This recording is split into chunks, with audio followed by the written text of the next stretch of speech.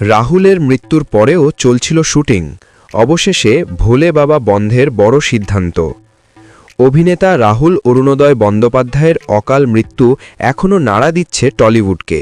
২৯শে মার্চের সেই মর্মান্তিক ঘটনার পর কেটে গেছে কয়েকদিন, কিন্তু প্রশ্নগুলোর উত্তর আজও মেলেনি। এর মধ্যেই বিতর্ক তৈরি হয় একটি সিদ্ধান্তকে ঘিরে। মাত্র দুদিন বিরতির পরই আবার শুরু হয়ে যায় ভোলে বাবা পার কারেগার নতুন সিজনের শুটিং। মুভিটন স্টুডিওতে কড়া নিরাপত্তার মধ্যে চলছিল কাজ, কিন্তু এই সিদ্ধান্ত ভালোভাবে নেননি দর্শকরা। নেট মাধ্যমে ক্ষোভ উগড়ে দেন অনেকে। তাদের বক্তব্য, একজন অভিনেতার মৃত্যুর এত অল্প সময়ের মধ্যে কিভাবে আবার নতুন করে শুটিং শুরু হতে পারে।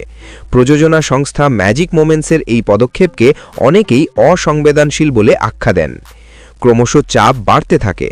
দর্শকদের প্রতিবাদ, ইন্ডাস্ট্রির অস্থিরতা আর কর্মবিরতির পরিস্থিতি সব মিলিয়ে শেষ পর্যন্ত বড় সিদ্ধান্ত নিতে বাধ্য হয় প্রযোজনা সংস্থা। জানা যাচ্ছে, ভোলে বাবা পার কারেগা ধারাবাহিকের শুটিং চিরতরে বন্ধ করে দেওয়া হয়েছে। যদিও নতুন কাস্ট নিয়ে গল্প এগোনোর পরিকল্পনা ছিল।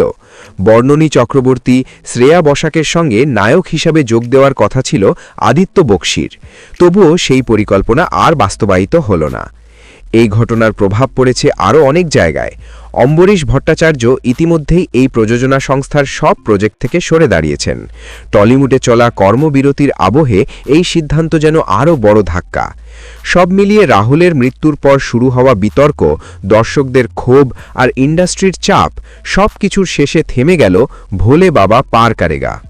একটি সিরিয়ালের শেষের সঙ্গে সঙ্গে উঠে এলো আরও বড় প্রশ্ন, নিরাপত্তা আর সংবেদনশীলতা কোনটা আগে।